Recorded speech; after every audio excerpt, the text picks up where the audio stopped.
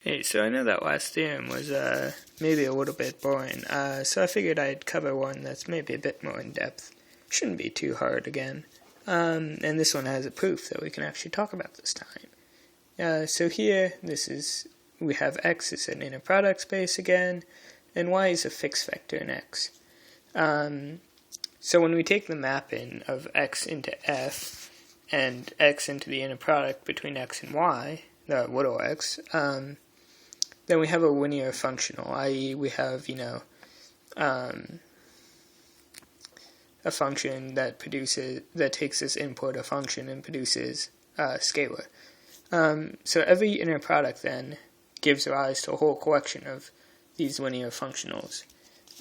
So here we have a representation theorem, the Riesz representation theorem, and so that theorem is that if x is a finite dimensional inner product space and f is a linear functional on x, it takes f from x to f, then there exists a unique vector y in x such that f of x equals the inner product between x and y for all x in x. We can prove this now. So we use the finiteness of the dimension to know that we can always pick an orthonormal basis, say using the Gram-Schmidt process or analogous reasoning. And then we did take the vector and we build up y based on this sum of components of the basis.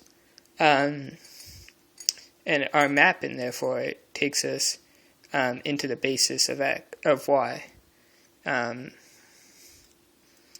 Since we, once we do this, we create a new functional, fy, that also goes from x to f. And now we can show, using some math, that this has to operate on all vectors the same as f does. That's these two steps in here. So since they agree everywhere, that means they have to agree on every vector. So therefore, they are the same. So we have equality here. So now that we know that, we just have to show that y is unique. Suppose that there was a vector z, such that x of z, since the inner product between x and y equals the inner product of x and z for every vector x and x.